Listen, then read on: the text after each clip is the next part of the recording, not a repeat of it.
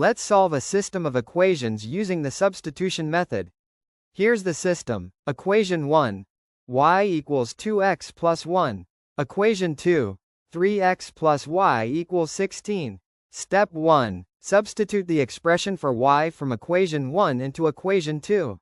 Now we have 3x plus, open parentheses, 2x plus 1, close parentheses, equals 16. Step 2. Simplify it. 3x plus 2x is 5x. 5x plus 1 equals 16. Subtract 1. 5x equals 15. Divide by 5. X equals 3. Step 3. Plug x equals 3 into equation 1.